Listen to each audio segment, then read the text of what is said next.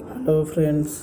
मैं विपिन यादव और आपके सामने आज एक वीडियो लाया हूँ जिसमें आज हम बात करेंगे कि फार्मा कंपनी में कंप्रेशन मशीन जो होते हैं और उसके टूलिंग्स के बारे में, उसके टाइप्स के बारे में और उसके डाई और पंचेस के बारे में बात करेंगे। डाई और पंचेस का जो टूलिंग किया होता है, उनकी क्लीनिंग कैसे होती है, स्टोरेज उनका कंडीशन कैसा होता है, उसके बारे में आज हम बात करेंगे। जैसा कि पिक में आपको दिख रहा है कि कंप्रेसर मशीन, डाइज और पंचेस इस तरह के हैं। तो ये सब जो आज का टॉपिक रहेगा वो उन लोगों के लिए काफ़ी फ़ायदेमंद रहेगा जो इंटरव्यू देने के लिए जाते हैं प्रोडक्शन डिपार्टमेंट में। तो इंटरव्यू के पर्पज़ से ये बहुत ही इम्पोर्टेंट टॉपिक रहेगा, ये वीडियो रहेगा, इसलिए इसको पूरा देखें और सही से इसको समझें। हम पूरे डाई और पंचेस के बारे में और कंप्रेशन मशीन के बारे में आज हम बात करेंगे। तो आइए बात करते हैं आगे। जैसा कि डायग्राम में आप देख रहे हैं कि एक कंप्रेशन मशीन का डायग्राम है। इसमें एक कंप्रेशन मशीन जैसा जो भी होता है उसका जो टैरेट से लेके, हॉपर से लेके और उसका पंचेस और डाइस जो उसका रोटेशन करते हैं, एक पूरे डायग्राम में एक मशीन का डायग्राम दिया गया है। उसके डायग्राम पे एक सभी पार्ट्स के नाम भी दिए गए हैं कि कौन सा पार्ट कौन सी जगह पे लगता है। जैसे यहाँ पे दिया गया है पंचेस का जगह कहाँ पे होता है, स्ट्रिपर्स, पैकिंग, डाई ब्लॉक कहाँ से किया जाता है, बूस्टर प्लेट, बेड अप्रेस, डाई होल्डर, लोअर साइड में डाई कहाँ से होल्ड किया जाता है, और मटेरियल मेटल का जो स्ट्रिप होता है वो जैसे फीट फ्रेम वगैरह कहाँ से पे सेट किया जाता है, पंचेस का प्लेट, गाइड पोस्ट, और ऊपर की तरफ जहाँ पे वर्किंग टर्मिनोलॉजी लिखा है वहाँ पे हॉपर्स सेट किए जाते हैं। इसमें हॉपर्स का पिक नहीं डायग्राम नहीं डाला है। तो इस तरह से एक जो कंप्रेशन मशीन जो तैयार होता है और ब्लेंड को या पाउडर्स को कंप्रेस करके टैबलेट का एक फॉर्म देता है, टैबलेट का रूप देता है। तो इस तरह से हमारा जो कंप्रेशन मशीन है वो चलाया जाता है। अभी हम आपको आगे बताएंगे कि इसमें जो पंच और डाई जो लगाए जाते हैं वो किस तरह के होते हैं। उसका जो मशीन, ये जो कंप्रेशन मशीन होता है, ये अलग अलग टूलिंग के होते हैं। तो जैसे अभी हमको बताएंगे कि आपको बताएंगे कैसे कौन सा टूलिंग में कैसा डाई और पंचेस होता है, उसका क्या डायग्राम मतलब क्या पैरामीटर्स होता है। तो सभी टूलिंग्स, अलग अलग टाइप के टूलिंग्स के जो मशीन होते हैं उसके पंचेस और डाई जो थोड़ा थोड़ा मतलब उसमें डिफरेंस होता है। तो बात करते हैं कि कौन से टाइप के टूलिंग होते हैं। तो कंप्रेशन मशीन के मेन जो होते हैं वो दो टाइप के टूलिंग होते हैं। जैसे एक होता है डी टाइप का टूलिंग और एक होता है बी टाइप का टूलिंग। लेकिन अभी क्या है, सब इन दोनों को मॉडिफाइड करके दो और बनाया गया है। तो एक बीबी टूलिंग हो गया है और एक डीबी, यानी इस तरह से कुल 4 टाइप के टूलिंग होते हैं। एक पहला हो गया डी टूलिंग, दूसरा हो गया बी टूलिंग, तीसरा हो गया बीबी टूलिंग और चौथा हो गया डीबी टूलिंग। तो जो डी टाइप का जो टूलिंग होता है वो बड़ी साइज़ की टैबलेट्स को बनाने के लिए किया जाता है। और मैक्सिमम ये सिंगल रोटरी ही होता है, डबल रोटरी भी होता है लेकिन मैक्सिमम ये सिंगल रोटरी होता है। क्योंकि इसमें जो है कि टैबलेट्स को काफ़ी बड़ा साइज़ का बनाया जाता है, काफ़ी ज़्यादा वेट का बनाया जाता है। तो इस पर क्या होता है कि प्रेशर जो होता है अपना, हाइड्रोलिक प्रेशर जो होता है वो बहुत ही ज़्यादा यूज़ किया जाता है उस पर। तो उसकी जो कैपेसिटी है प्रेशर सहने की, तो डी टूलिंग का सबसे ज़्यादा है। और बी टूलिंग के जो मशीन होते हैं वो काफ़ी फास्ट स्पीड, हाई स्पीड के मशीन होते हैं। इस पर ज़्यादा प्रेशर नहीं लगता है, तो इस पर ज़्यादा प्रेशर यूज नहीं किया जाता है। क्योंकि ज़्यादा प्रेशर यूज करेंगे तो ये इसको ज़्यादा हाई स्पीड में हम लोग नहीं चला सकते हैं। इस पर जो टैबलेट्स का जो साइज़ होता है वो बड़े साइज़ का नहीं होता है। मैक्सिमम 12 mm या 12.7 mm के टैबलेट्स ही बनाए जा सकते हैं। और उसका एवरेज वेट भी जो होता है 500-600 mg के, 650 mg, 650 mg के आसपास या उसके नीचे जो भी होते हैं छोटे टैबलेट्स, मैक्सिमम वही सब बनाए जाते हैं। क्योंकि इसमें क्या होता है, इसका स्पीड ज़्यादा होता है। तो स्पीड ज़्यादा रहेगा अगर, तो प्रेशर इसमें ज़्यादा हम दे नहीं सकते। तो प्रेशर के बारे में हम बताएंगे कि कितने टन का प्रेशर कौन से टूलिंग पे लगता है, वो हम अभी आगे बताएंगे आपको। और बीबी टूलिंग का होता है जो मशीन होता है वो भी अभी हाई स्पीड टाइप के मशीन निकल गए हैं जो मॉडिफाइड हो गए, काफ़ी फेटे हो गए और बहुत सारे मशीन हो गए जो बीबी टूलिंग्स के होते हैं। उसके बाद एक हो गया डीबी टूलिंग। डीबी टूलिंग्स में क्या है कि ये भी डी टूलिंग से थोड़ा फास्ट होता है, बी टूलिंग से थोड़ा स्लो होता है। इस पर जो है प्रेशर इस पर भी ज़्यादा होता है और इस पर भी बड़े साइज़ के टैबलेट ही बनाए जाते हैं। लेकिन इसमें क्या है कि बी और डी टूलिंग में जो फ़र्क है, जो डिफरेंट है, वो आपको सामने दिख रहा है। इसमें क्या है, डिस्प्ले पे आप देखिए, जैसे जो डी टूलिंग का जो मशीन होता है, उसका जो पंच का डायमीटर होता है वो 25.4 mm का होता है, और उसका जो डाई का जो डायमीटर होता है वो 38.1 mm, यानी कि ये सभी जो टूलिंग्स होते हैं सबसे बड़ा जो डाया होता है, डाया इसी डी टूलिंग में ही लगाया जाता है, क्योंकि इस पर ज़्यादा प्रेशर यूज़ किया जाता है। उसके बाद फिर आता है बी टूलिंग का मशीन। बी टूलिंग में क्या है कि जो पंच का डायमीटर होता है वो 19 mm होता है, और डाई का डायमीटर होता है 30.16 mm। तो 9 mm, यानी कि आप देख सकते हैं डी टूलिंग के मुकाबले बी टूलिंग का जो पंच होता है वो कितना पतला साइज में, मतलब पतला होता है। और डायमीटर भी जो है वो डायमीटर भी डाया का वो भी कम है काफ़ी, यानी डाया उससे छोटा होता है। और इस हिसाब से जो बी टूलिंग भी आएंगे तो उसमें क्या है कि जो 90 mm का पंच इसमें भी होता है डायमीटर, यानी कि बी टूलिंग का पंच बी टूलिंग के में लग सकता है, लेकिन जो बी टूलिंग का डाया है वो बी टूलिंग में नहीं लग सकता, क्योंकि बी टूलिंग का जो डाया है उसका डायमीटर 24 mm है, और बी टूलिंग का जो डायमीटर है 30.16 mm है। यानी कि इसका पंच एक दूसरे में लग सकता है, लेकिन डाया नहीं यूज हो सकता है। तो अभी आगे जो चौथा है अपना, चौथा है क्या, डीबी टूलिंग। डीबी टूलिंग का जो पंच का डायमीटर होता है वो 25.4 mm होता है, और डाई का जो डायमीटर होता है 30.16 mm होता है। तो यहाँ पे आप देख सकते हैं कि 25.4 mm का पंच, यानी कि डी टूलिंग का जो होता है मशीन उसका भी 25.4 mm का होता है, यानी डी टूलिंग का जो पंच होता है वो डीबी टूलिंग में लग सकता है, लेकिन डी टूलिंग का डाया डीबी टूलिंग में नहीं लग सकता, क्योंकि उसका जो डाया होता है उसका डायमीटर काफ़ी ज़्यादा है। लेकिन डीबी टूलिंग का जो डाई का डायमीटर है 30.16, वो बी टूलिंग का भी बराबर है, उसके बराबर है। यानी कि डीबी टूलिंग का बी टूलिंग में डाया सेट हो सकता है, यानी बी टूलिंग का जो डाया होता है वो डीबी टूलिंग में सेट हो सकता है। ये काफ़ी कन्फ्यूजन वाला होता है ये टॉपिक, लेकिन इंटरव्यू में मैक्सिमम आपको यही ज़्यादा पूछा जाएगा। हर जगह आप जहाँ भी जाएंगे तो टूलिंग्स के बारे में यही सब पूछते हैं लोग, पंच का डायमीटर क्या होता है, टूलिंग्स कैसे होता है, क्या टाइप का होता है। तो ये आपको याद करना पड़ेगा, काफ़ी ज़रूरी और इम्पोर्टेंट ये टॉपिक है, इसको आपको अच्छे से याद करना पड़ेगा, और जल्दी याद भी हो जाता है। लेकिन इन सब में जो डी बी और डी बी बी और डी बी, ये चारों जो टूलिंग हैं, सब में का एक कॉमन बात है, वो आपको बताना चाहता हूँ कि इस चारों मशीन में जो पंच यूज़ होता है, जो पंच यूज़ होते हैं उनका डायमीटर भले ही अलग अलग हो, लेकिन जो पंच का लेंथ होता है वो चारों का एक बराबर ही होता है। तो पंच का जो लेंथ होता है 133.6 mm होता है। जैसा कि आप इसमें देख रहे हैं कि मैंने मेंशन किया हुआ है कि पंच लेंथ 133.6 mm, यानी कि सभी जो कंप्रेशन मशीन होते हैं सबके पंच जो होते हैं उसकी हाइट जो है कि सेम होती है, बराबर होती है। यहाँ पे एक चीज़ मैंने मेंशन नहीं किया, जो ये जो हाइट होती है पंच की, उसको एक इंस्ट्रूमेंट होता है, उससे हम लोग मेजरमेंट करते हैं, उसकी हाइट जो है हम लोग बराबर चेक करते हैं कि जिससे कोई ज़्यादा छोटा या बड़ा ना हो। तो उस इंस्ट्रूमेंट का नाम होता है स्क्रू गाज वो इंस्ट्रूमेंट का नाम है, मैंने बताया नहीं, इसमें लिखा नहीं है। तो स्क्रू गाज से हम अपना पंच का जो हाइट है वो बराबर चेक करते हैं, हाइट चेक करने के बाद ही हम कंप्रेशर मशीन में सेट करते हैं। तो 133.60 mm आपने पंच का लेंथ देखा। उसके बाद जो होता है MOC of die and punches. जो डाई और पंचेस होते हैं वो आखिर किस चीज़ के बने होते हैं, वो देखने में तो काफ़ी चमकीले और स्टील के जैसे लगते हैं, जैसे लगता है कि चांदी का पानी चढ़ाया गया हो, लेकिन ऐसा होता नहीं है वो। और एक्चुअली वो क्या होता है कि कॉमन नाटोली स्टील एक जो भी ये पदार्थ है या जो भी है, तो इसका जो एमओसी यानी कि मेक ऑफ कंस्ट्रक्शन, तो इसका जो एमओसी है वो कॉमन नाटोली स्टील है। आपको ये इम्पोर्टेंट क्वेश्चन है, कहीं भी आपको इंटरव्यू में पूछा जा सकता है। उसके बाद आपको बात करते हैं कि हाइड्रोलिक प्रेशर जो हम लोग मशीन जब कंप्रेशन मशीन रनिंग में होता है तो जो कंप्रेस होता है जो टैबलेट, तो उसको वो टैबलेट कैसे कंप्रेस होता है, उस पर कोई प्रेशर यूज़ किया जाता है। तो वो प्रेशर कितना होता है, पहली बात जो प्रेशर होता है उसको हाइड्रोलिक प्रेशर हम लोग बोलते हैं, और प्रेशर कितना तक यूज़ होता है कौन से मशीन पे, ये बहुत ही इंपॉर्टेंट है। और आपको ये क्वेश्चन जल्दी कहीं मिलेगा भी नहीं। मैं आपको बताता हूँ कि इसमें जो डी टूलिंग का जो मशीन होता है, डी टूलिंग यानी कि डी और डी बी टूलिंग दोनों की बात कर रहा हूँ मैं, इसमें ज़्यादातर प्रेशर यूज होता है क्योंकि इस पर बड़ी साइज के टैबलेट बनाए जाते हैं।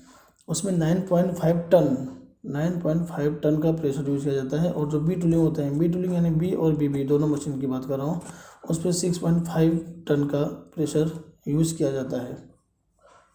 तो आपने देखा कि 9.5 और 6.5 टन का जो प्रेशर यूज किया जाता है, इतने यानी कितना हो गया, एक कुंतल बराबर हो गया आपका 100 के जी, और 1 टन बराबर हो गया 1000 के जी, यानी कि 9,500 के जी का प्रेशर लगता है। तो एक हमको टैबलेट बन के मिलता है। आप सोच लीजिए कि कितना प्रेशर यूज होता है, और हमारी जो मशीन होती है वो कितना प्रेशर मतलब सह सकती है। तो मशीन ज़्यादा प्रेशर होता है, इससे ज़्यादा अगर आप यूज़ करेंगे तो मशीन ब्रेक डाउन होने का भी खतरा रहता है। तो इतने सारे, अगर आप समझ लीजिए कि अगर चलती मशीन में, अगर रनिंग मशीन में आपने अगर पंच के नीचे अगर अपनी उंगली डाल दी, तो समझ लीजिए आपका उंगली कट के टैबलेट बन के बाहर आ जाएगा। वहाँ पे बहुत सारे सेफ्टी यूज़ किए जाते हैं, बहुत ज़्यादा अटेंशन रहना पड़ता है वहाँ पे मशीन के आसपास। जो भी ऑपरेटर हमारे चलाते हैं मशीन, उनको ये सब पता होगा, क्योंकि अगर एक बार उंगली अगर चला गया तो पूरा उंगली काट के उसको टैबलेट बना के ही बाहर भेजेगी आपको, आप देखेंगे कभी। तो आगे बात करते हैं कि जो life of die and punches, उसका जो एक, जैसे कि अगर कोई हम मान लीजिए कंप्रेशन मशीन हम चला रहे हैं, तो कोई सेट अगर डाई और पंचेस का कोई अगर एक सेट या एक पेटी बॉक्स अगर पंच आया है न्यू अगर मान लीजिए आया है, तो कितने दिन तक चल सकता है या कितना टैबलेट वो निकाल सकता है, उसकी कैपेसिटी क्या होती है। तो वो दिन के हिसाब से नहीं किया जाता है, उसका हम लोग जो काउंटिंग करते हैं वो इस हिसाब से करते हैं कि जो टैबलेट होता है वो मतलब कितने काउंटिंग में करते हैं, कितने नंबरिंग ऑफ टैबलेट, वो कितना टैबलेट कंप्रेस कर सकता है। तो उसको उसके यूज़ के ऊपर डिपेंड करता है कि आप कितना उसको यूज़ करते हैं। और सबसे बड़ी बात यह है कि उसकी जो स्टोरेज कंडीशन होती है, जैसे अगर आपने मान लीजिए कोई 4 लाख 10 लाख 20 लाख जो भी टैबलेट निकाल के चेंज ओवर किया मशीन पे, तो वो जो बॉक्स होता है प्रीवियस पंच और डाई का, वो आप जो एंसिलरी रूम में रखते हैं। एंसिलरी रूम उसका स्टोरेज एरिया है। अगर आप रखते हो तो उसको किस तरह से क्लीनिंग करके रखते हो और किस तरह से उसका लुब्रिकेशन करते हैं। लुब्रिकेशन यानी कि जो पंचेज और डाई होते हैं उसको हम लोग क्लीन करने के बाद उस पर एक लुब्रिकेशन टाइप का, जैसे ग्रीस टाइप का या ऑयल टाइप का कुछ लगाते हैं उस पर। उससे क्या होता है कि जो हमारा पंच और डाई होता है वो ख़राब नहीं होता है, और स्क्रैच उस पर नहीं आएंगे, वो बिल्कुल नया और क्लीन ही और मुलायम ही रहता है, अच्छा खासा शाइनिंग भी रहता है उसमें। और उसके जो एजेस होते हैं, एज वो ख़राब नहीं होते हैं। तो वो इस पर डिपेंड करता है कि स्टोरेज कंडीशन और उसके यूज़ पे डिपेंड करता है। तो यूज़ के हिसाब से अगर आप देखेंगे तो मैक्सिमम एक सेट जो होता है आपका वो मतलब एक 50 मिलियन, यानी कि 50 मिलियन टैबलेट हम लोग एक सेट से निकाल सकते हैं। तो 50 मिलियन यानी कि उसको अगर देखेंगे तो 5 करोड़ यानी 5 करोड़ टैबलेट निकाल सकते हैं नॉर्मली। उसके बाद अगर आपका स्टोरेज कंडीशन अच्छा रहा, आपने अगर उसको अच्छे से ग्रीसिंग वगैरह करके आपने उसको रखा है, अगर क्लीनिंग अगर बराबर करके रखते हैं टैबलेट पंचेस और डाई का, तो इससे भी ज़्यादा टैबलेट आप निकाल सकते हैं। जैसे 5 करोड़ तो 6 करोड़ भी हो सकता है, 7 करोड़ भी हो सकता है। तो इस तरह से डिपेंड करता है उनके स्टोरेज कंडीशन और उनके यूज़ के ऊपर कि आप कितना टैबलेट निकाल सकते हैं। अगर आप ज़्यादा यूज़ नहीं करते हैं पंच और डाई को, तो मतलब अगर एक साल में आप 2 ही 3 बार मान लीजिए आपने लगाया, तो 2-3 साल चल सकता है। ऐसे अगर टाइम के बेस पे आप देखेंगे तो ईयर बाई ईयर तो 2-3 साल तक भी चल सकता है। अगर आप यूज़ के बेस पे देखेंगे तो आप चाहे तो एक ही महीने में ख़त्म कर सकते हैं। अगर ज़्यादा 50 करोड़ 5 करोड़ टैबलेट अगर आपने निकाल दिया तो 1 महीने में भी आप ख़त्म कर सकते हैं। ऐसा नहीं है कि 2-3 साल तक चलेगा वो। अब हम बात करते हैं कि जो हम पंच यूज़ करते हैं उसका पंच, इसमें टॉपिक क्या है, हेडिंग क्या है कि पंच एंड हेड टर्मिनोलॉजी। तो जो पंच यूज़ हम करते हैं उसमें पंच के जो ऊपर नीचे जो एज होते हैं या फिर उसकी जो मतलब उसको हम लोग क्या बोलते हैं, उसका क्या नाम होता है, एक प्रॉपर नेम होता है। ये इंटरव्यू में क्वेश्चन किया जाता है कि जो पंच का जो अपर हेड होता है या बॉटम साइज होता है उसको हम लोग क्या बोलते हैं, क्या नाम बोलते हैं, या पूरे पंच का जो लेंथ होता है उसको हम लोग क्या बोलते हैं। एक क्वेश्चन हो गया इंटरव्यू का। अगर जो प्रोडक्शन डिपार्टमेंट में इंटरव्यू देने जाएंगे तो उनको बिल्कुल इस तरह के क्वेश्चन पूछे जाएंगे। तो इसमें आपने, जैसे कि मैंने एक पंच का डायग्राम बनाया है, आप उसमें देख सकते हैं कि जो सबसे ऊपर है जो कब, उसको हम लोग बोलते हैं कब डेप्थ, लेकिन वो एक्चुअली में वो सबसे ऊपर नहीं होता है। अगर ये लोअर पंच समझेंगे तो ऊपर हो गया, अपर पंच समझेंगे तो नीचे हो गया। तो ये जो होता है पार्ट, वो पोर्शन उसको हम लोग कब डेप्थ बोलते हैं। उसके बाद जो आप देखेंगे जो सबसे नीचे इसमें दिखाया गया है हेड फ्लैट उसको बोलते हैं। एक्चुअली वो होता है सबसे ऊपर का हिस्सा। एक पंच अगर आप देखेंगे तो ये सबसे ऊपर का होता है, वो है उसको हेड फ्लैट बोलते हैं हम लोग। और उसका जो पूरा देखेंगे अगर आप वर्किंग जो ओवरऑल जो उसका हिस्सा होता है लेंथ, उसको हम बोलते हैं वर्किंग लेंथ, या फिर उसको बोलते हैं ओवरऑल लेंथ। ये उसका एक पंच का जो होता है उसके नाम होते हैं। तो आप जो देखते हैं कि जो कप डेप्थ होता है, कप डेप्थ वाला हिस्सा ही वो पोर्शन ही एक डाई के कैविटी जो हो डाई में जो होल होता है उसको हम लोग कैविटी बोलते हैं। तो कैविटी में यही जाता है, उसको बोलते हैं कप डेप्थ। अब हम बात करेंगे cleaning of die and punches. Punch और डाई के जो क्लीनिंग होते हैं वो किस तरह से किए जाते हैं।